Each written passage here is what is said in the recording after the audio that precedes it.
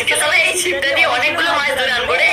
আরে ছিপ হাতে নিয়ে কোথায় চললে মালিক? আরে পাগলা, আমি তো ছিপটা নিয়ে মাছ ধরতে যাচ্ছি রে। হ্যাঁ মালিক, তুমি ধরবে মাছ? কেন শুধু শুধু লজ্জা দিচ্ছ? ঠিক আছে, দেখতে থাক আজকে আমি কতগুলো মাছ ধরে আনি। আচ্ছা আচ্ছা, কই ধরে আনো দেখি। এইখানটায় বসে ফেলি। মালিক আমাকে ওই ধানটাই ফেলো তো, ওইটা তো এক এক করে ধরে আনবো। আরে বাবা ফেলছি রে, তার আগে আমাকে টোপটা তো লাগাতে দে। ওই ভাই, মালিক কাকে আগে বলে দেবে রে? জানি না রে ভাই, মনে হয় আমাকে আগে টোপ লাগাবে। ওই তোরা কি বব করছিস রে? চল আগে।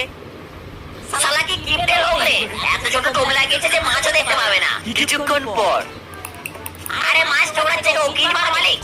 হাইদে হাইদে কেমন ঘুমাচ্ছে দেখ। আরে মালিক মাছ ঠোকরাচ্ছে, তাদের খেতে মারো না গো। আরে শালা পড়েছে রে। কি হয়নি? ওহো মালিক, তুমি কি বড় মাছ ধরেছো গো। যা তুই চলে যা। হাই দেখো, মাছটাকে ছেড়ে দিলে কেন গো? আরে মাছটাকে দেখে খুব মজা লাগলো রে। ওদের তো বউ বাচ্চা আছে নাকি, তাই ছেড়ে দিলাম।